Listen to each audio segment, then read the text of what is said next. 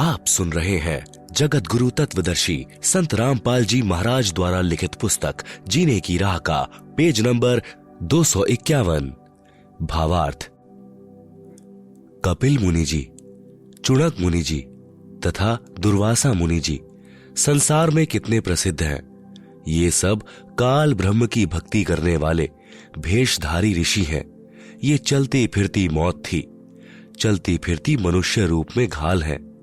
घाल यानी एक मिट्टी के छोटे मटके को तांत्रिक विद्या से आकाश में उड़ाकर दुश्मन पर छोड़ता है, उससे बहुत हानि होती है। गलती से भोले प्राणी इनको महान आत्मा मानते हैं। ये सब ज्ञानी आत्मा थे, ये सब उदार हृदय के थे। इन्होंने परमात्मा प्राप्ति के लिए, अपना कल्याण कराने के लिए तन मन धन अर्पित कर दिया, परंतु तत्वदर्शी संत न मिलने के कारण इन्होंने काल ब्रह्म को एक समर्थ प्रभु मानकर गलती की और उसी की साधना ओम नाम के जाप के साथ तथा अधिक हठ योग समाधि के द्वारा की, जिससे परमात्मा प्राप्ति तो है ही नहीं, उल्टा हानि होती है, क्योंकि यह साधना शास्त्र विरुद्ध है। गीता अध्याय 16 श्लोक 23-24 में कहा है कि शास्त्र विधि को त्याग कर जो मनमाना आचरण करते हैं उनकी साधना व्यर्थ है। वे उदार आत्माएं इसी काल ब्रह्म की अनुत्तम गति में स्थिर रहें। गीता अध्याय 17 श्लोक 5-6 में कहा है कि जो मनुष्य शास्त्र विधि रहित केवल मन कल्पित घोर तप को तपते हैं और दंभ अहंकार से युक्त, कामना आसक्ति अभिमान से युक्त है। गीता अध्याय 17 श्लोक 5। शरीर में स्थित सर्व कमलों में देव शक्तियों तथा पूर्ण परमात्मा तथा मुझे भी कृश करने वाले अर्थात कष्ट देने वाले अज्ञानियों को तू असुर स्वभाव के जान। गीता अध्याय 17 श्लोक 6। यही प्रमाण गीता अध्याय 16 श्लोक 17 से 20 में है। वे अपने आप को श्रेष्ठ मानने वाले घमंडी पुरुष धन और मान के पद से युक्त होकर केवल नाम मात्र यज्ञों द्वारा पाखंड से शास्त्र विधि रहित पूजन करते हैं। गीता अध्याय 16 श्लोक 17। अहंकार, बल, घमंड, कामना, क्रोध आदि के वश और दूसरों की निंदा करने वाले पुरुष अपने और दूसरों के शरीर में स्थित मुझसे द्वेष करने वाले होते हैं। गीता अध्याय 16 श्लोक 18।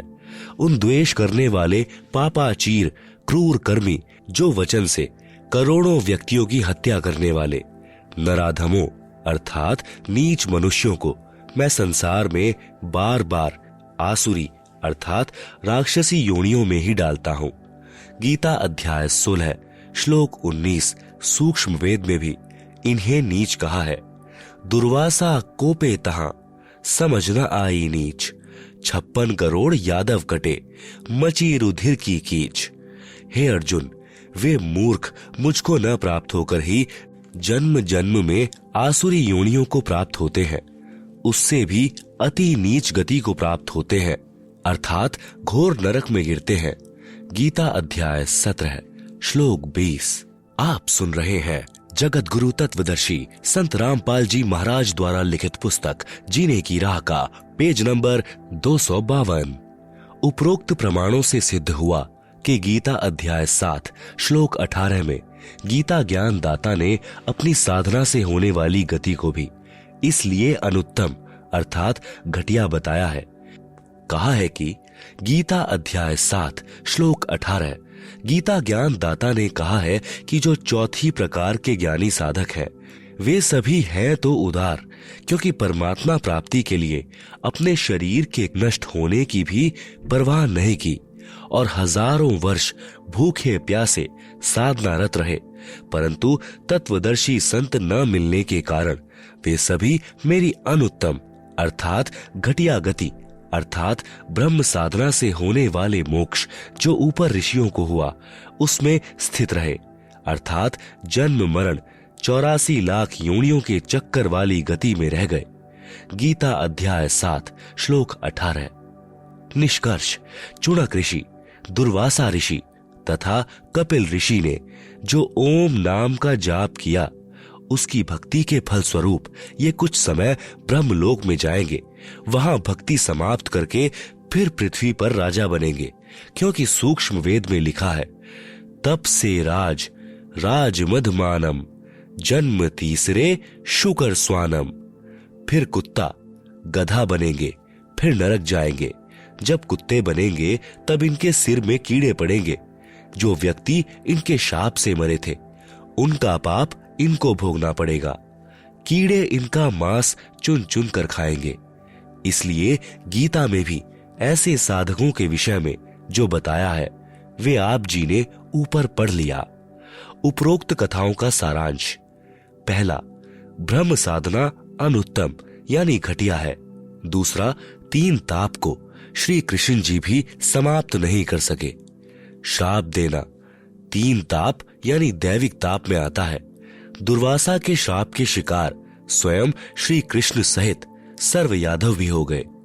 तीसरा, श्री कृष्ण जी ने शाप मुक्त होने के लिए यमुना में स्नान करने के लिए कहा, यह समाधान बताया था। उससे श्राप नाश तो हुआ नहीं, यादवों का नाश अवश्य हो गया। विचार करें, जो अन्य संत या ब्राह्मण जो ऐसे स्नान या तीर्थ करने से संकट मुक्त करने की राय देते हैं, वे कितनी कारगर हैं, अर्थात व्यर्थ हैं।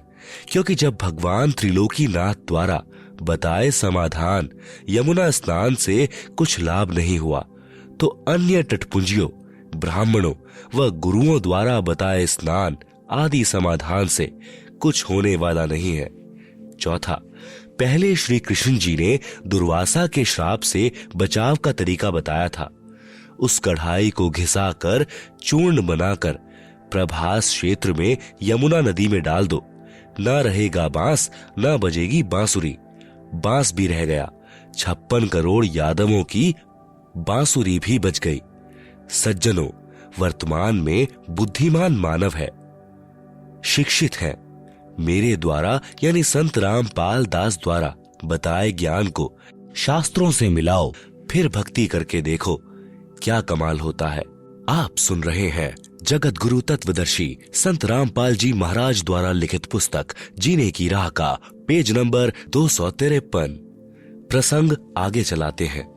पहला, तीनों गुणों रजगुण ब्रह्मा जी, सतगुण विष्णु जी तथा तम गुण शिव जी की भक्ति करना व्यर्थ सिद्ध हुआ।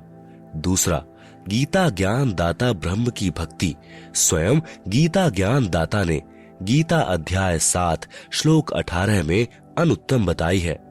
उसने गीता अध्याय 18 श्लोक 62 में उस परमेश्वर अर्थात परम अक्षर ब्रह्म की शरण में जाने को कहा है।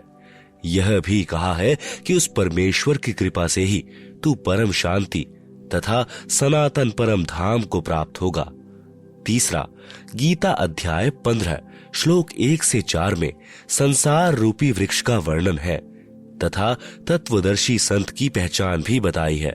संसार रूपी वृक्ष के सब हिस्से, जड़ें यानी मूल कौन परमेश्वर है, तना कौन प्रभु है, डार कौन प्रभु है, शाखाएं कौन कौन देवता है, पात रूप संसार बताया है।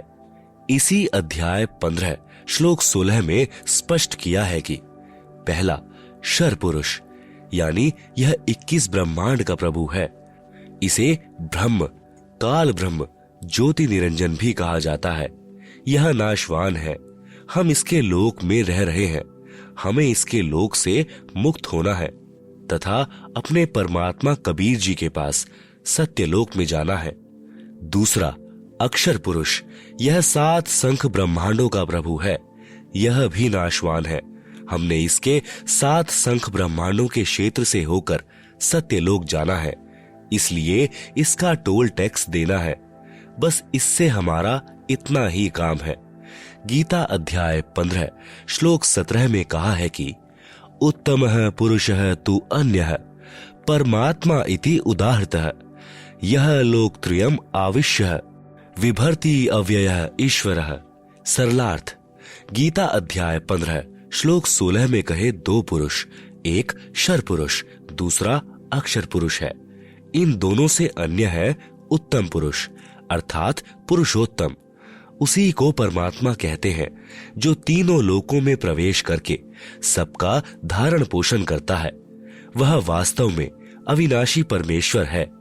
गीता अध्याय 15 श्लोक 17, गीता अध्याय 3 श्लोक 14-15 में भी स्पष्ट किया है कि सर्वगतम ब्रह्म अर्थात सर्वव्यापी परमात्मा जो सच्चिदानंद घन ब्रह्म है, उसे वासुदेव भी कहते हैं, जिसके विषय में गीता अध्याय 7 श्लोक 19 में कहा है, वही सदा यज्ञों अर्थात धार्मिक अनुष्ठानों में प्रतिष्ठित है अर्थात इष्ट रूप में पूज्य है। पूर्ण गुरु से दीक्षा लेकर मर्यादा में रहकर भक्ति करो।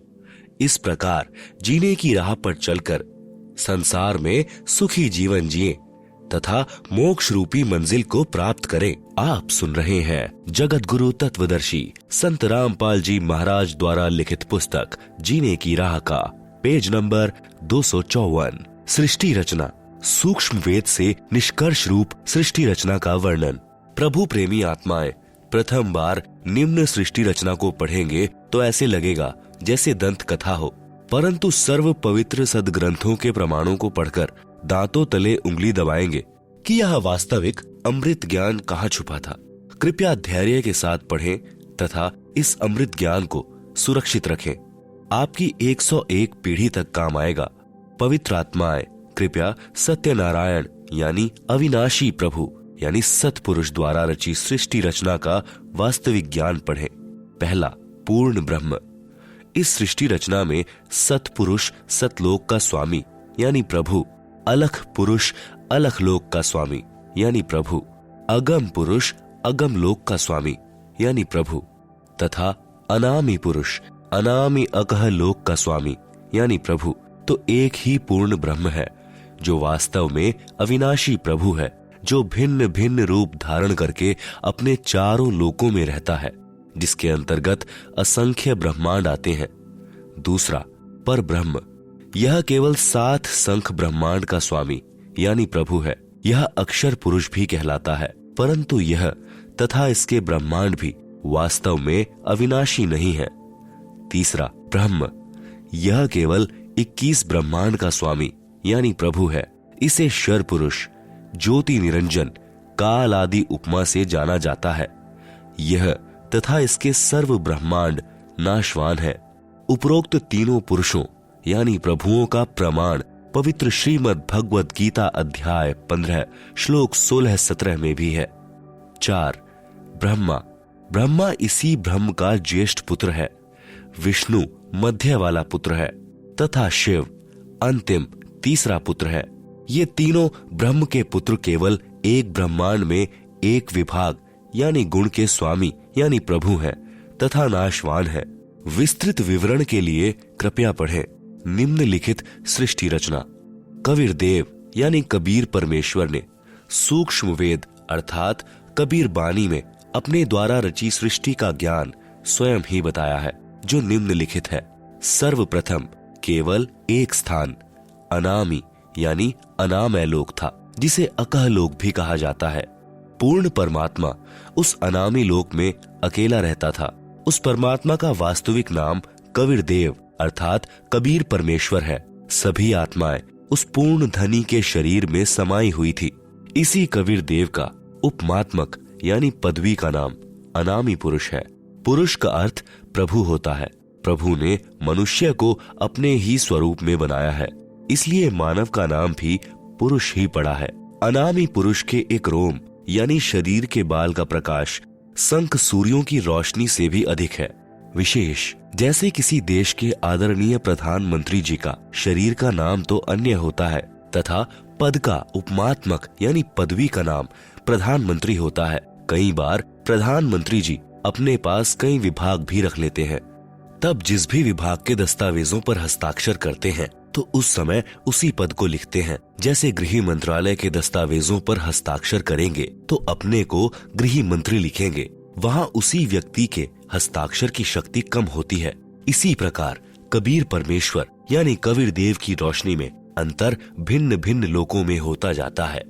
आप सुन रहे हैं जगत गुरु तत्वदर्शी संत रामपाल जी महाराज द्वारा लिखित पुस्तक जीने की राह का पेज नंबर 255। इस पेज पर परमेश्वर कबीर साहिब के असंख्य ब्रह्मांडों का लघु चित्र है, जिसे आप पुस्तक में देख सकते हैं। आप सुन रहे हैं जगत गुरु तत्वदर्शी संत रामपाल जी महाराज द्वारा लिखित पुस्तक जीने की राह का पेज नंबर 256।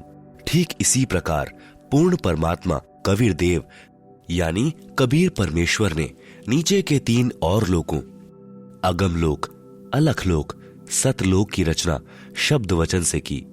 यही पूर्ण ब्रह्म परमात्मा कबीर देव यानी कबीर परमेश्वर ही अगम लोक में प्रकट हुआ तथा कबीर देव यानी कबीर परमेश्वर अगम लोक का भी स्वामी है तथा वहां इनका उपमात्मक यानी पदवी का नाम अगम पुरुष अर्थात अगम प्रभु है।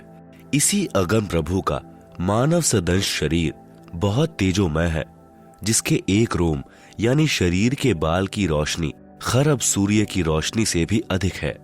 यह पूर्ण परमात्मा कबीर देव यानी कबीर देव यानी कबीर परमेश्वर अलखलोक में प्रकट हुआ तथा स्वयं ही अलखलोक का भी स्वामी है तथा उपमात्मक यानी पदवी का नाम अलख पुरुष भी इसी परमेश्वर का है तथा इस पूर्ण प्रभु का मानव सदंश शरीर तेजोमय यानी स्वज्योति स्वयं प्रकाशित है।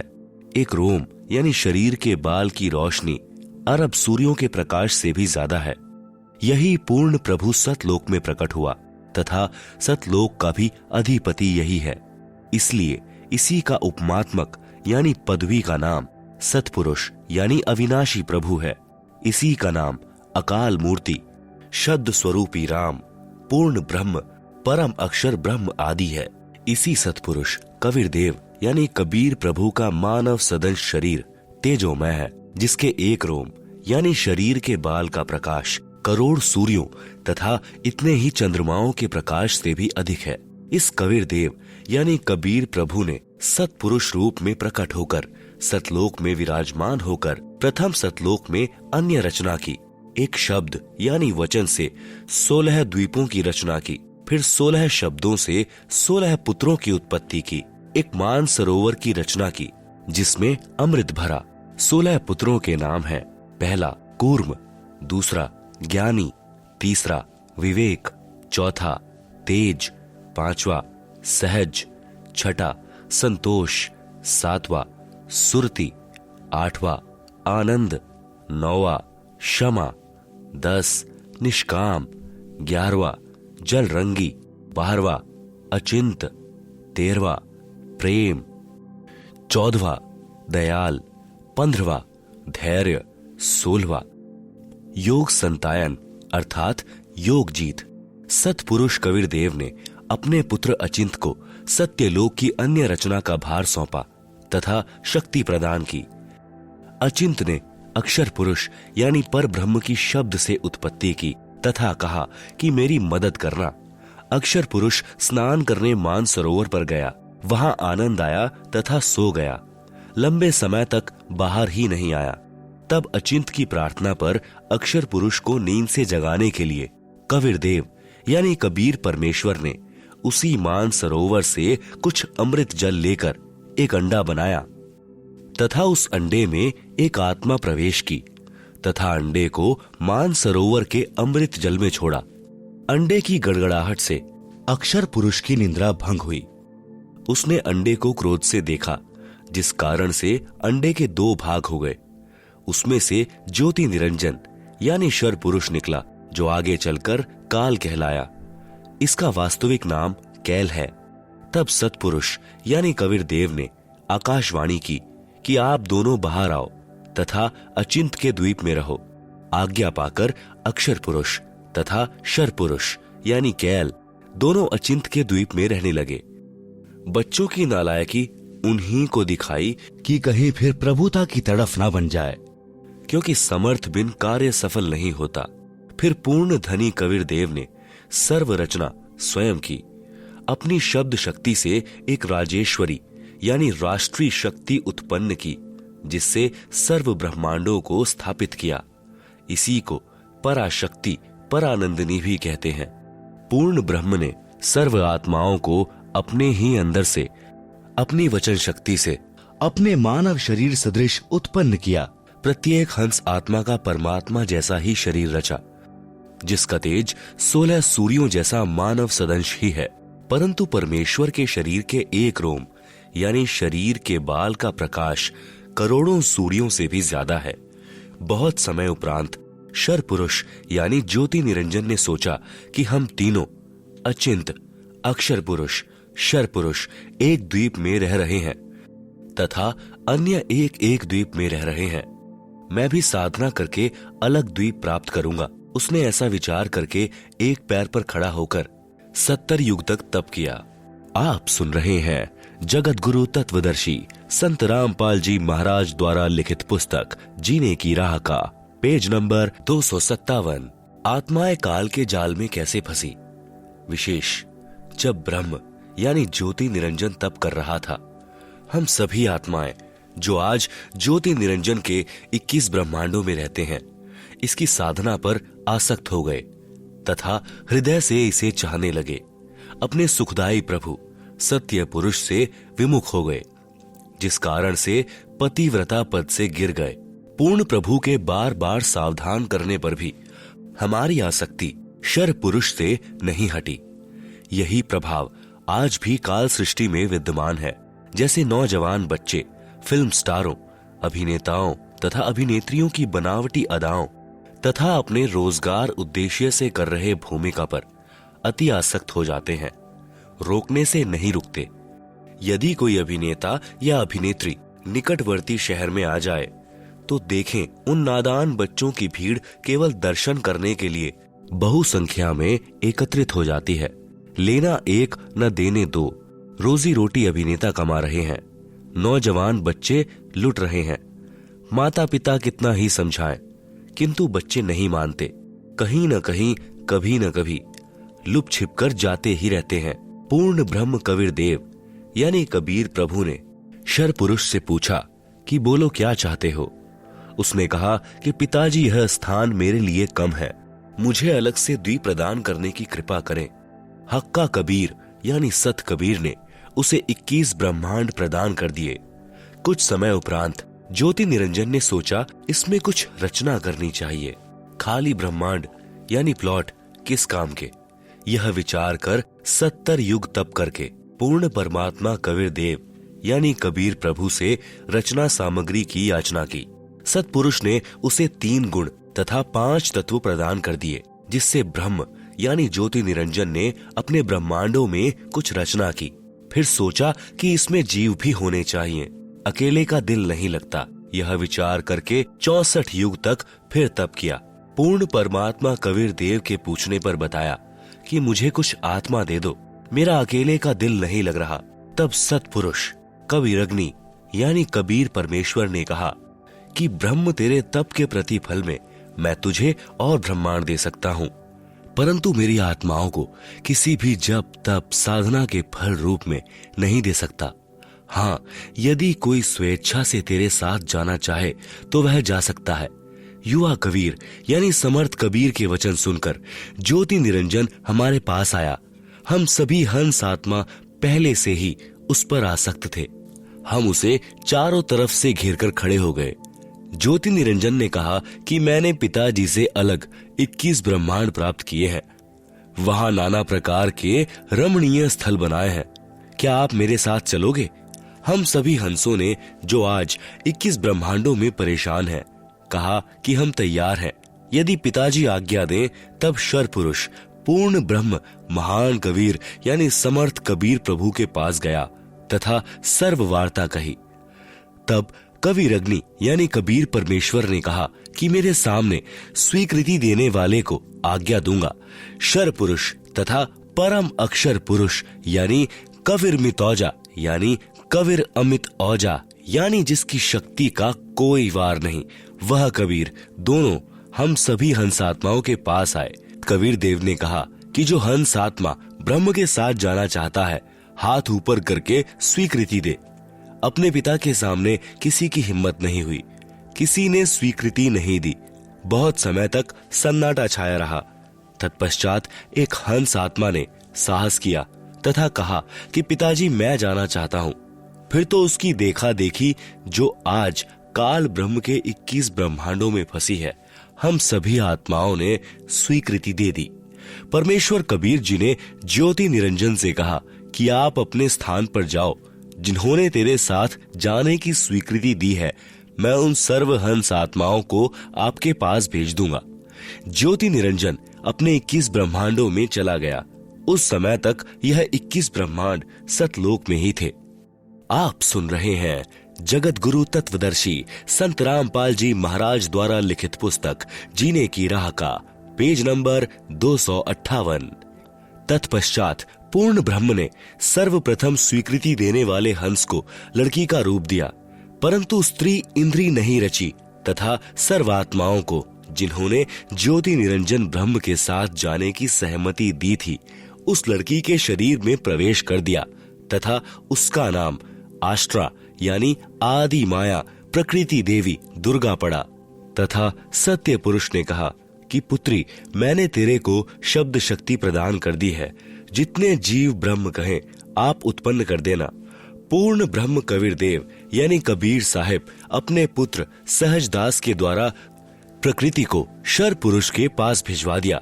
सहजदास जी ने ज्योति निरंजन को बताया कि पिताजी ने इस बहन के शरीर में उन सर्व आत्माओं को प्रवेश कर दिया है जिन्होंने आपके साथ जाने की सहमति व्यक्त की थी, तथा इसको पिताजी ने वचन शक्ति प्रदान की है। आप जितने जीव चाहोगे प्रकृति अपने शब्द से उत्पन्न कर देगी। यह कहकर सहजदास वापिस अपने द्वीप में आ गया। आप सुन रहे हैं जगत गुरु तत्वदर्शी संत रामपाल जी महाराज द्वारा लिखित पुस्तक जीने की राह का पेज नंबर 259। युवा होने के कारण लड़की का रंग रूप निखरा हुआ था। ब्रह्म के अंदर विषय वासना उत्पन्न हो गई तथा प्रकृति देवी के साथ अभद्र गति विधि प्रारंभ की। तब दुर्गा ने कहा कि ज्योति निरंजन मेरे पास पिताजी की प्रदान की हुई शब्द शक्ति है। आप जितने प्राणी कहोगे मैं वचन से उत्पन्न कर दूंगी।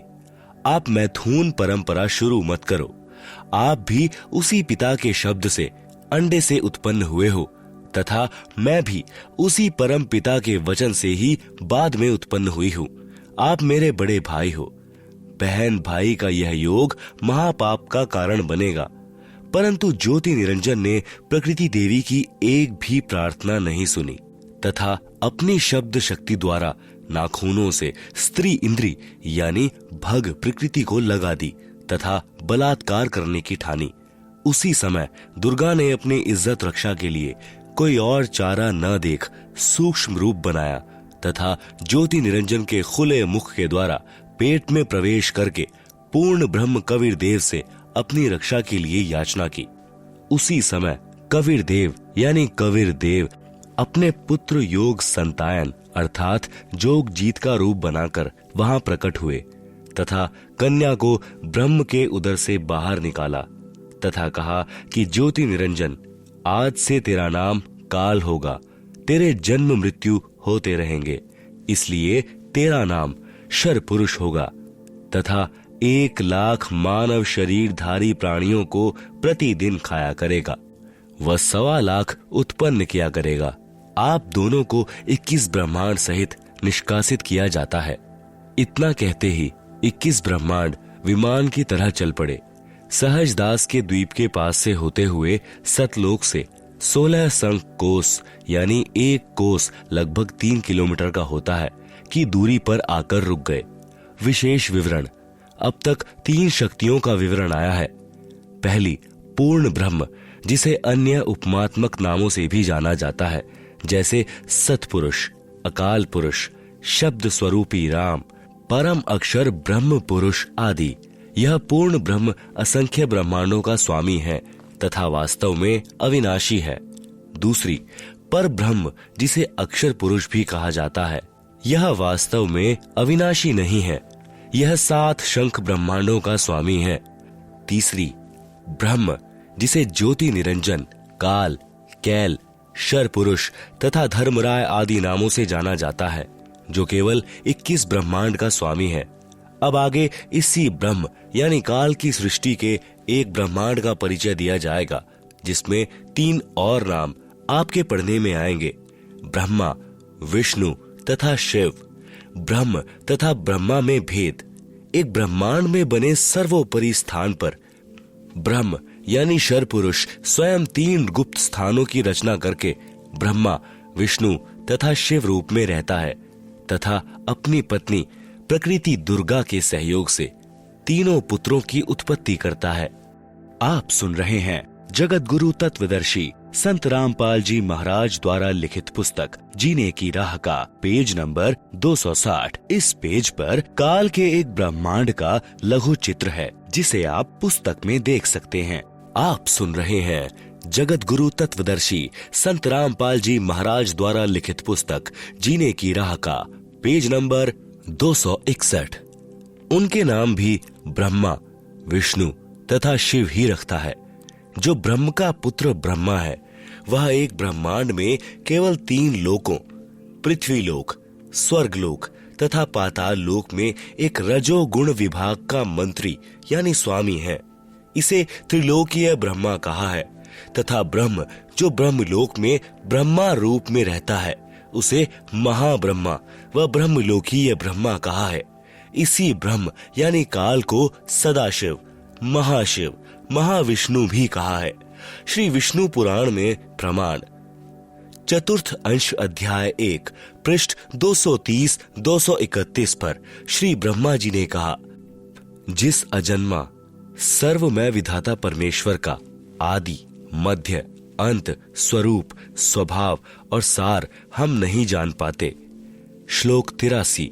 जो मेरा रूप धारण कर संसार की रचना करता है, स्थिति के समय जो पुरुष रूप है तथा जो रुद्र रूप से विश्व का ग्रास कर जाता है, अनंत रूप से संपूर्ण जगत को धारण करता है।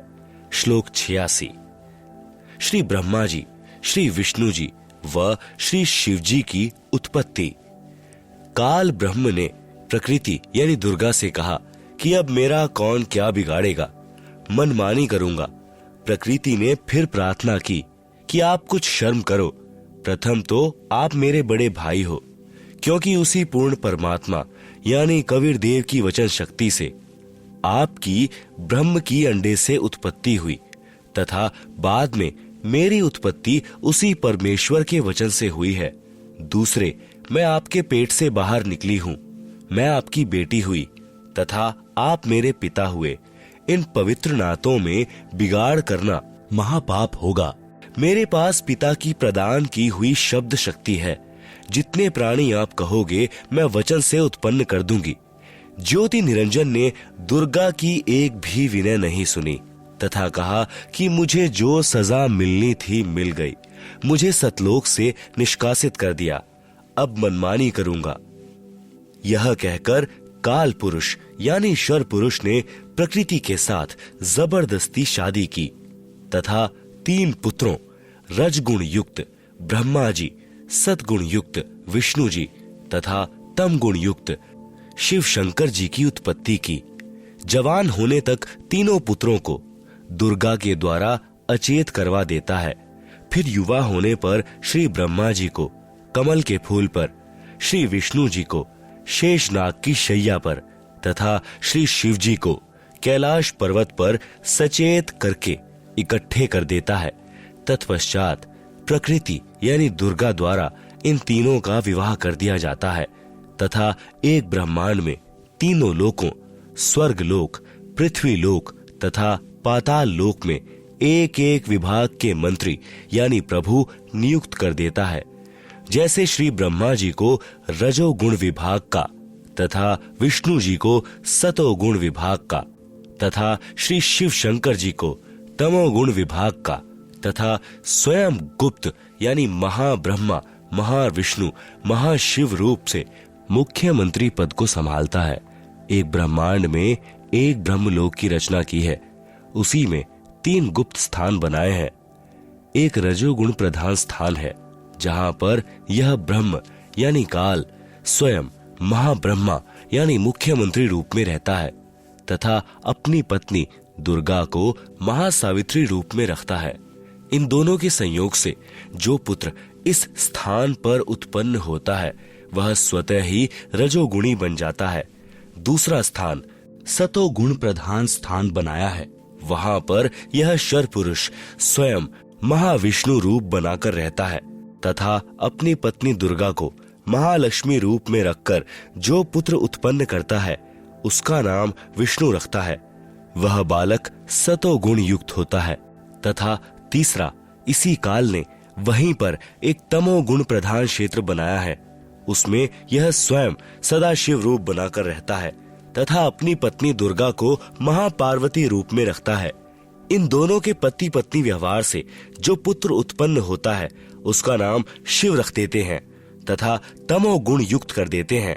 प्रमाण के लिए देखें पवित्र श्री शिव महापुराण विद्वेश्वर संहिता पृष्ठ 24-26, जिसमें ब्रह्मा, विष्णु, रुद्र तथा महेश्वर से अन्य सदाशिव हैं तथा रुद्र संहिता अध्याय 6 तथा 7-9 पृष्ठ नंबर 100 से 105 तथा 110 पर अनुवाद करता श्री हनुमान प्रसाद पोद्दार, गीता प्रेस गोरखपुर से प्रकाशित तथा पवित्र श्रीमद देवी महापुराण तीसरा स्कंद पृष्ठ नंबर 114 से 123 तक, गीता प्रेस गोरखपुर से प्रकाशित, जिसके अनुवाद करता है श्री हनुमान प्रसाद पोद्दार, चिमन लाल गोस्वामी।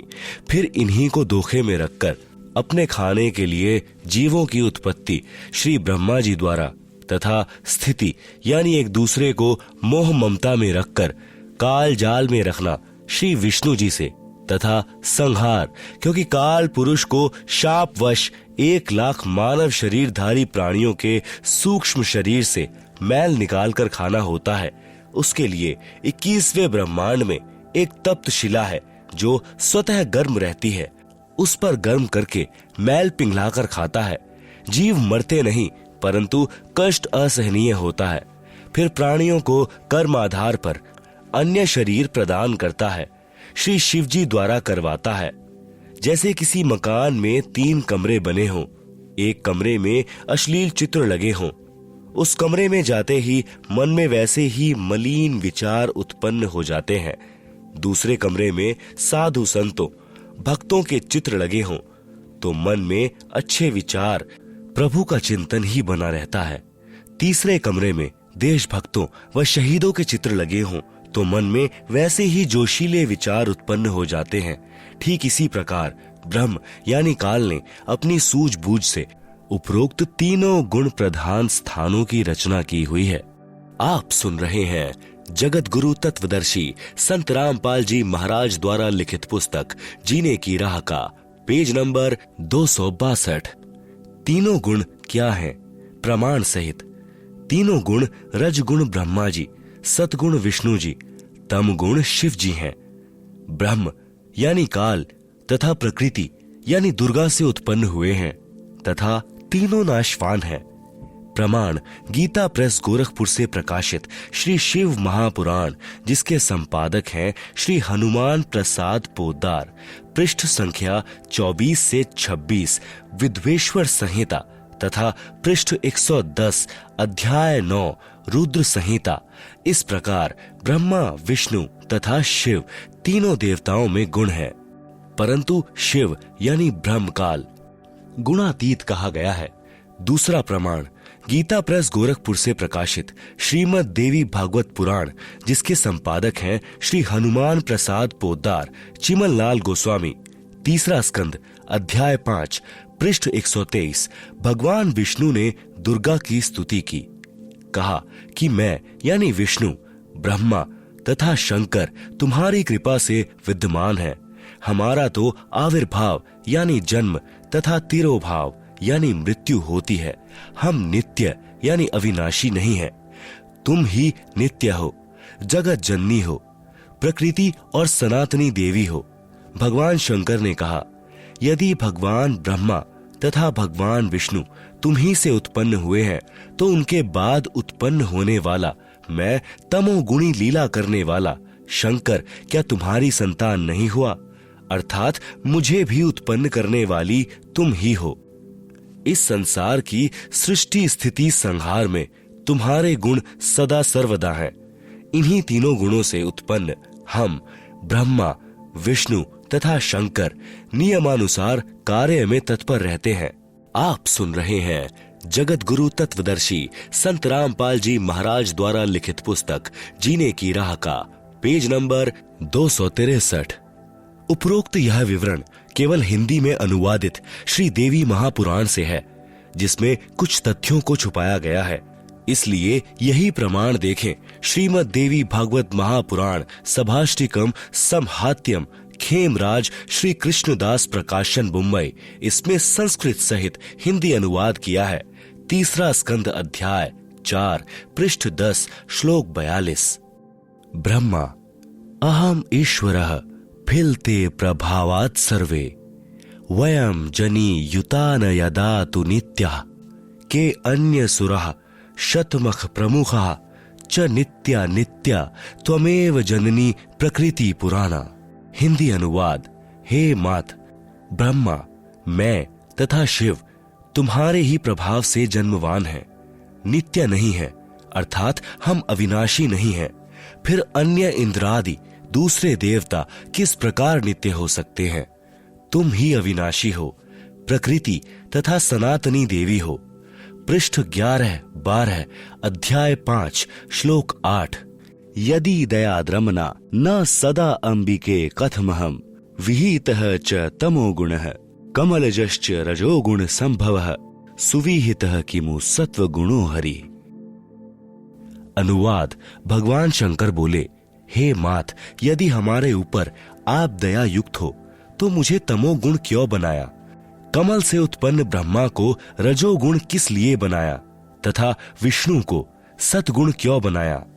अर्थात जीवों के जन्म मृत्यु रूपी दुष्कर्म में क्यों लगाया? श्लोक 12। रम्यसे स्वपति पुरुषम सदा तव गति नहि विदम शिवे। हिंदी।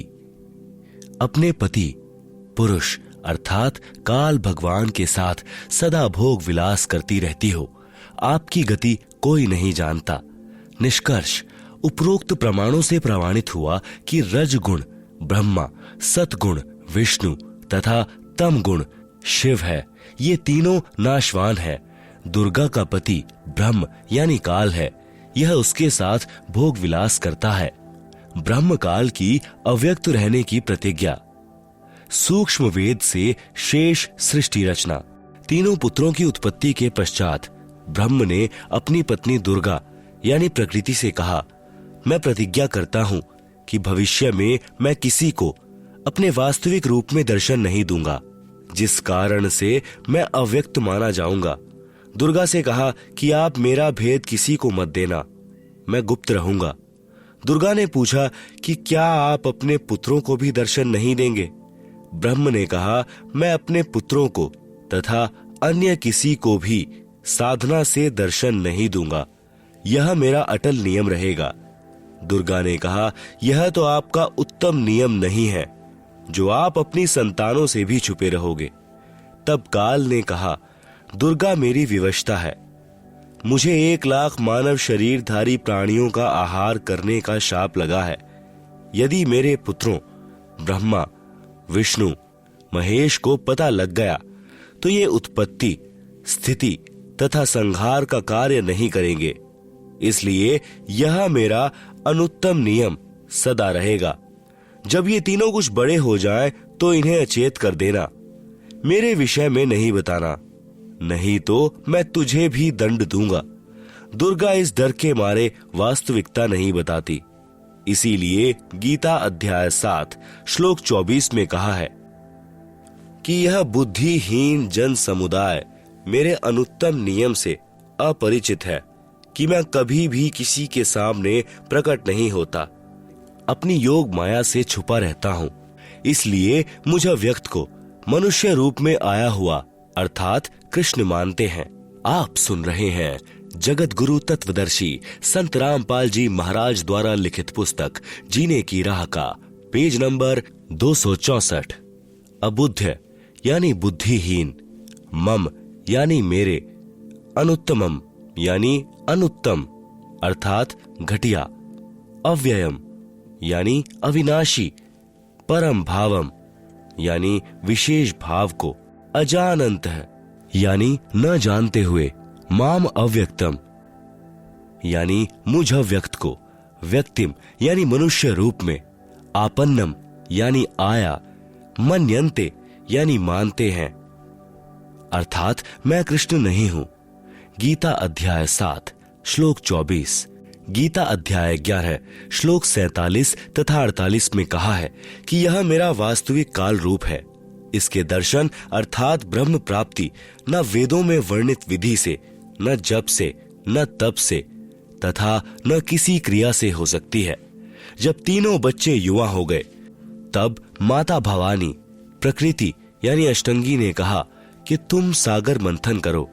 प्रथम बार सागर मंथन किया तो ज्योति निरंजन ने अपने श्वासों द्वारा 4 वेद उत्पन्न किए।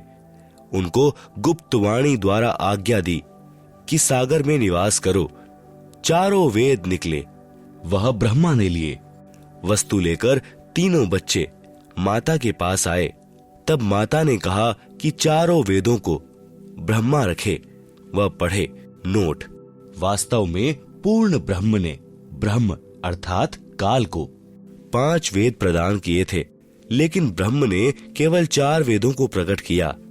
5वां वेद छुपा दिया, जो पूर्ण परमात्मा ने स्वयं प्रकट होकर कबीर गिरभी अर्थात कबीर वाणी यानी कबीर वाणी द्वारा लोकोक्तियों व दोहों के माध्यम से प्रकट किया है। दूसरी बार सागर मंथन किया तो 3 कन्याएं मिली। माता ने तीनों को बांट दिया। प्रकृति दुर्गा ने अपने ही अन्य 3 रूप सावित्री, लक्ष्मी तथा पार्वती धारण किए तथा समुद्र में छुपा दी। सागर मंथन के समय बाहर आ गई। वहीं प्रकृति 3 रूप हुई तथा भगवान ब्रह्मा को सावित्री, भगवान विष्णु को लक्ष्मी, भगवान शंकर को पार्वती पत्नी रूप में दी। तीनों ने भोग विलास किया। सुर तथा असुर दोनों पैदा हुए। जब तीसरी बार सागर मंथन किया तो 14 रत्न ब्रह्मा को तथा अमृत विष्णु को व देवताओं को, मद यानी शराब असुरों को तथा विष परमार्थ शिव ने अपने कंठ में ठहराया। यह तो बहुत बाद की बात है। जब ब्रह्मा वेद पढ़ने लगा तो पता चला कि कोई सर्व ब्रह्मांडों की रचना करने वाला कुल का मालिक पुरुष यानी प्रभु और है। तब ब्रह्मा जी ने विष्णु जी व शंकर जी को बताया कि वेदों में वर्णन है कि सृजनहार कोई और प्रभु है, परंतु वेद कहते हैं कि भेद हम भी नहीं जानते। उसके लिए संकेत हैं कि किसी तत्वदर्शी संत से पूछो। तब ब्रह्मा माता के पास आया और सब वृतांत सुनाया। माता कहा करती थी कि मेरे अतिरिक्त और कोई नहीं है, मैं ही करता हूँ, मैं ही सर्वशक्तिमान हूँ। परंतु ब्रह्मा ने कहा कि वेद ईश्वर कृत हैं, यह झूठ नहीं हो सकते। दुर्गा ने कहा कि तेरा पिता तुझे दर्शन नहीं देगा, उसने प्रतिज्ञा की हुई है। तब ब्रह्मा ने कहा कि माता जी, अब आपकी बात पर अविश्वास हो गया है। मैं उस पुरुष यानी प्रभु का पता लगाकर ही रहूंगा। दुर्गा ने कहा कि यदि वह तुझे दर्शन नहीं देगा तो तुम क्या करोगे? ब्रह्मा ने कहा कि मैं आपको शक्ल नहीं दिखाऊंगा। दूसरी तरफ ज्योति निरंजन ने कसम खाई है कि मैं अव्यक्त रहूंगा, किसी को दर्शन नहीं दूंगा, अर्थात 21 ब्रह्मांड में कभी भी अपने वास्तविक काल रूप में आकार में नहीं आऊंगा। गीता अध्याय 7 श्लोक नंबर 24। अव्यक्तम व्यक्तिम आपन्नम मन्यन्ते माम अबुद्ध परम भावम अजानंत मम अव्ययम अनुत्तमम।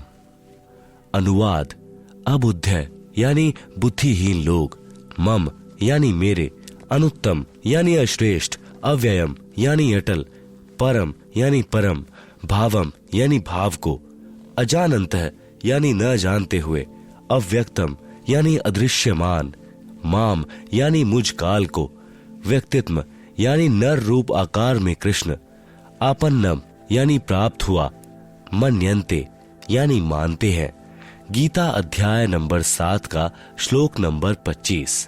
न अहम प्रकाशः सर्वस्य योग माया समावन्तः मूढ़ अयम न अभिजानाति लोकः माम अजम अव्ययम।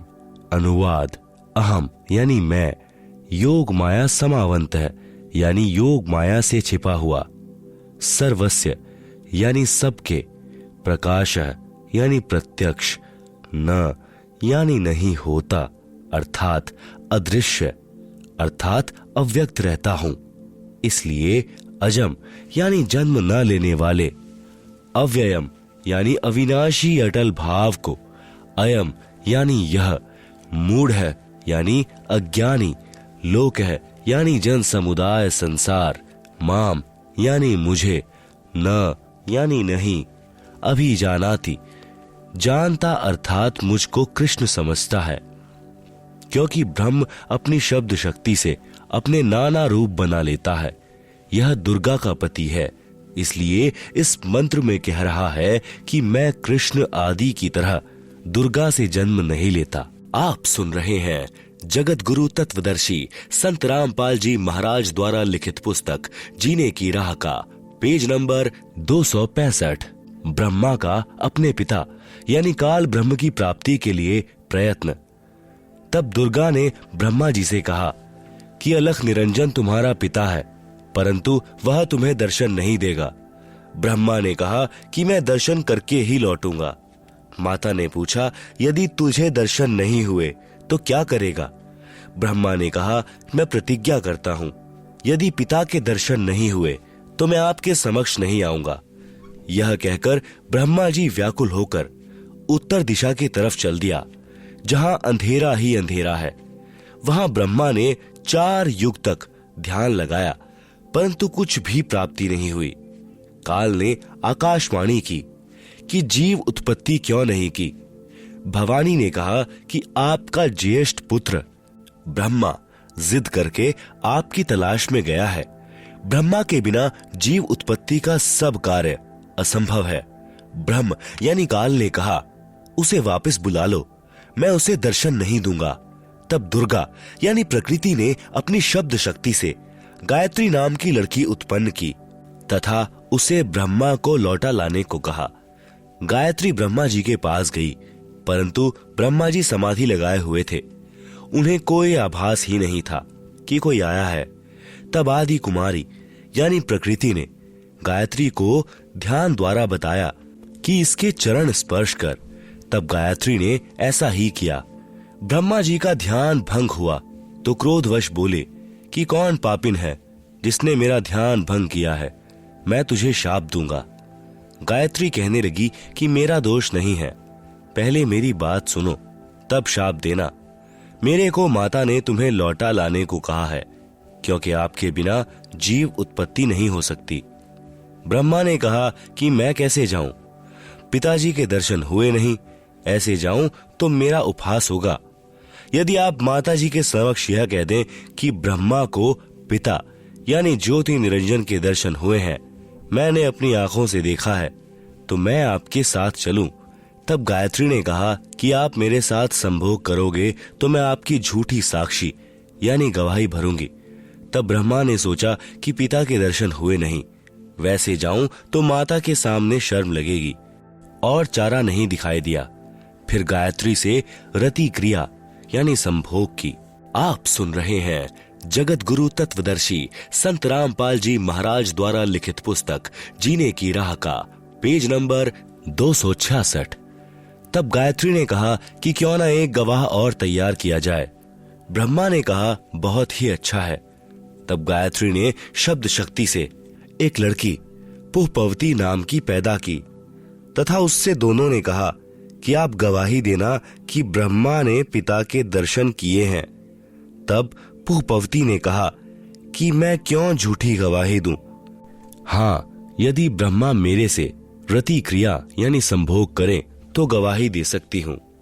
गायत्री ने ब्रह्मा को समझाया यानी उकसाया कि कोई और चारा नहीं है।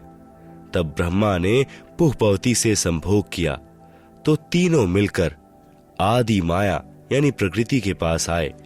दोनों देवियों ने उपरोक्त शर्त इसलिए रखी थी कि यदि ब्रह्मा माता के सामने हमारी झूठी गवाही को बता देगा तो माता हमें शाप दे देंगी, इसलिए उसे भी दोषी बना लिया। यहाँ महाराज गरीब दास जी कहते हैं कि दास गरीब यह चूक धुरों धूर, माता दुर्गा द्वारा ब्रह्मा को शाप देना। तब माता ने ब्रह्मा से पूछा, क्या तुझे तेरे पिता के दर्शन हुए? ब्रह्मा ने कहा, हाँ मुझे पिता के दर्शन हुए हैं। दुर्गा ने कहा, साक्षी बता। तब ब्रह्मा ने कहा, इन दोनों के समक्ष साक्षात्कार हुआ है। देवी ने उन दोनों लड़कियों से पूछा, क्या तुम्हारे सामने ब्रह्मा का साक्षात्कार हुआ है? तब दोनों ने कहा कि हाँ, हमने अपनी आंखों से देखा है। फिर भवानी यानी प्रकृति को संशय हुआ कि मुझे तो ब्रह्म ने कहा था कि मैं किसी को दर्शन नहीं दूंगा, परंतु ये कहते हैं कि दर्शन हुए हैं। तब अष्टंगी ने ध्यान लगाया और काल ज्योति निरंजन से पूछा कि यह क्या कहानी है। ज्योति निरंजन जी ने कहा कि ये तीनों झूठ बोल रहे हैं। तब माता ने कहा, तुम झूठ बोल रहे हो, आकाशवाणी हुई है कि इन्हें कोई दर्शन नहीं हुए। यह बात सुनकर ब्रह्मा ने कहा कि माता जी, मैं सौगंध खाकर पिता की तलाश करने गया था, परंतु पिता यानी ब्रह्म के दर्शन नहीं हुए। आपके पास आने में शर्म लग रही थी, इसलिए हमने झूठ बोल दिया। तब माता दुर्गा ने कहा कि अब मैं तुम्हें शाप देती हूँ। आप सुन रहे हैं जगत गुरु तत्वदर्शी संत रामपाल जी महाराज द्वारा लिखित पुस्तक जीने की राह का पेज नंबर 267। ब्रह्मा को शाप। तेरी पूजा जग में नहीं होगी, आगे तेरे वंशज होंगे, वे बहुत पाखंड करेंगे, झूठी बात बनाकर जग को ठगेंगे। ऊपर से तो कर्मकांड करते दिखाई देंगे, अंदर से विकार करेंगे, कथा पुराणों को पढ़कर सुनाया करेंगे। स्वयं को ज्ञान नहीं होगा कि सदग्रंथों में वास्तविकता क्या है। फिर भी मानवश तथा धन प्राप्ति के लिए गुरु बनकर अनुयायियों को लोक वेद यानी शास्त्र विरुद्ध दंत कथा सुनाया करेंगे। देवी देवों की पूजा करके तथा करवा के दूसरों की निंदा करके कष्ट पर कष्ट उठाएंगे। जो उनके अनुयायी होंगे उनको परमार्थ नहीं बताएंगे, दक्षिणा के लिए जगत को गुमराह करते रहेंगे, अपने आप को सबसे श्रेष्ठ मानेंगे, दूसरों को नीचा समझेंगे। जब माता के मुख से यह सुना तो ब्रह्मा मूर्छित होकर जमीन पर गिर गया। बहुत समय उपरांत होश में आया। गायत्री को शाप। तेरे कई सांड पति होंगे, तू मृतलोक में गाय बनेगी। पुहपवती को श्राप। तेरी जगह गंदगी में होगी, तेरे फूलों को कोई पूजा में नहीं लाएगा। इस झूठी गवाही के कारण तुझे यह नरक भोगना होगा। तेरा नाम केवड़ा केतकी होगा। हरियाणा में कुसोंधी कहते हैं। यह गंदगी कुर्डियों वाली जगह पर होती है। इस प्रकार तीनों को शाप देकर माता भवानी बहुत पछताई। इस प्रकार पहले तो जीव बिना सोचे मन यानी काल निरंजन के प्रभाव से गलत कार्य कर देता है, परंतु जब आत्मा यानी सत्पुरुष अंश के प्रभाव से उसे ज्ञान होता है तो पीछे पछताना पड़ता है। जिस प्रकार माता पिता अपने बच्चों को छोटी सी गलती के कारण ताड़ते हैं क्रोधवश होकर, परंतु बाद में बहुत पछताते हैं, यही प्रक्रिया मन यानी काल निरंजन के प्रभाव से सर्व जीवों में क्रियावान हो रही है। हाँ, यहाँ एक बात विशेष है कि निरंजन यानी काल ब्रह्म ने भी अपना कानून बना रखा है कि यदि कोई जीव किसी दुर्बल जीव को सताएगा तो उसे उसका बदला देना पड़ेगा। जब आदि भवानी यानी प्रकृति अष्टंगी ने ब्रह्मा, गायत्री व पुहपवती को श्राप दिया तो अलख निरंजन यानी ब्रह्मकाल ने कहा कि हे भवानी, प्रकृति यानी अष्टंगी, यह आपने अच्छा नहीं किया। अब मैं निरंजन आपको श्राप देता हूं कि द्वापर युग में तेरे भी 5 पति होंगे। द्रौपदी ही आदि माया का अवतार हुई है। जब यह आकाशवाणी सुनी तो आदि माया ने कहा कि हे ज्योति निरंजन, यानी काल, मैं तेरे वश में पड़ी हूं, जो चाहे सो कर ले। सृष्टि रचना में दुर्गा जी के अन्य नामों का बार बार लिखने का उद्देश्य है कि पुराणों, गीता तथा वेदों में प्रमाण देखते समय भ्रम उत्पन्न नहीं होगा।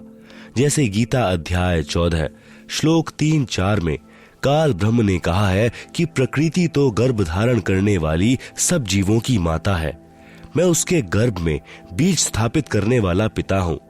गीता अध्याय 4 श्लोक 4 में कहा है कि प्रकृति से उत्पन्न तीनों गुण जीवात्मा को कर्मों के बंधन में बांधते हैं। लेख समाप्त। आप सुन रहे हैं जगत गुरु तत्वदर्शी संत रामपाल जी महाराज द्वारा लिखित पुस्तक जीने की राह का पेज नंबर 268। इस प्रकरण में प्रकृति तो दुर्गा है तथा तीनों गुण, तीनों देवता यानी रजगुण ब्रह्मा, सतगुण विष्णु तथा तम गुण शिव के सांकेतिक नाम हैं। विष्णु का अपने पिता यानी काल ब्रह्म की प्राप्ति के लिए प्रस्थान व माता का आशीर्वाद पाना। इसके बाद विष्णु से प्रकृति ने कहा कि पुत्र, तू भी अपने पिता का पता लगा ले। तब विष्णु अपने पिताजी यानी काल ब्रह्म का पता करते करते पाताल लोक में चले गए, जहां शेषनाग था। उसने विष्णु को अपनी सीमा में प्रविष्ट होते देखकर क्रोधित होकर जहर भरा फुंकारा मारा। उसके विष के प्रभाव से विष्णु जी का रंग सांवला हो गया, जैसे स्प्रे पेंट हो जाता है। तब विष्णु ने चाहा कि इस नाग को मजा चखाना चाहिए। तब ज्योति निरंजन यानी काल ने देखा कि अब विष्णु को शांत करना चाहिए। तब आकाशवाणी हुई कि विष्णु, अब तू अपनी माता जी के पास जा और सत्य सत्य सारा विवरण बता देना तथा जो कष्ट आपको शेषनाग से हुआ है इसका प्रतिशोध द्वापर युग में लेना। द्वापर युग में आप यानी विष्णु तो कृष्ण अवतार धारण करोगे और काली दह में कालिंद्री नामक नाग शेषनाग का अवतार होगा।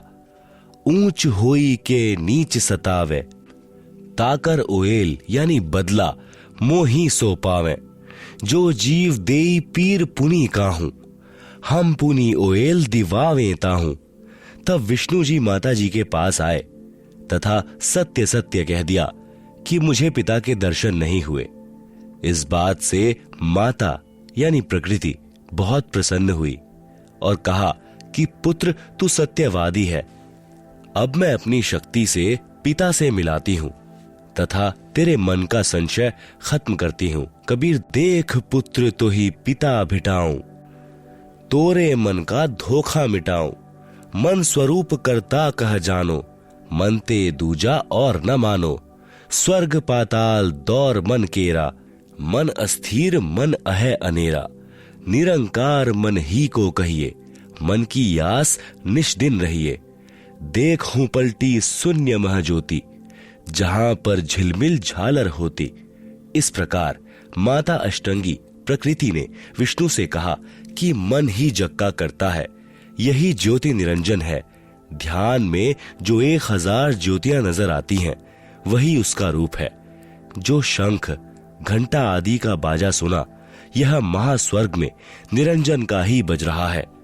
तब माता अष्टंगी प्रकृति ने कहा कि हे पुत्र, तुम सब देवों के सरताज हो और तेरी हर कामना व कार्य मैं पूर्ण करूंगी। तेरी पूजा सर्व जग में होगी। आपने मुझे सच सच बताया है। काल के 21 ब्रह्मांडों के प्राणियों की विशेष आदत है कि अपनी व्यर्थ महिमा बनाता है। जैसे दुर्गा जी श्री विष्णु जी को कह रही हैं कि तेरी पूजा जग में होगी। मैंने तुझे तेरे पिता के दर्शन करा दिए। दुर्गा ने केवल प्रकाश दिखाकर श्री विष्णु जी को बहका दिया। श्री विष्णु जी भी प्रभु की यह स्थिति को अपने अनुयायियों को समझाने लगे कि परमात्मा का केवल प्रकाश दिखाई देता है, परमात्मा निराकार है। इसके बाद आदि भवानी रुद्र महेश जी के पास गई तथा कहा कि महेश, तू भी कर ले अपने पिता की खोज। तेरे दोनों भाइयों को तो तुम्हारे पिता के दर्शन नहीं हुए। उनको जो देना था वह प्रदान कर दिया है। अब आप मांगो जो मांगना है। तब महेश ने कहा कि हे जननी, मेरे दोनों बड़े भाइयों को पिता के दर्शन नहीं हुए, फिर प्रयत्न करना व्यर्थ है। कृपा मुझे ऐसा वर दो कि मैं अमर यानी मृत्युंजय हो जाऊं। तब माता ने कहा कि यह मैं नहीं कर सकती। हाँ, युक्ति बता सकती हूं जिससे तेरी आयु सबसे लंबी रहेगी। विधि योग समाधि है, इसलिए महादेव जी ज्यादातर समाधि में ही रहते हैं। इस प्रकार माता अष्टंगी प्रकृति ने तीनों पुत्रों को विभाग बांट दिए।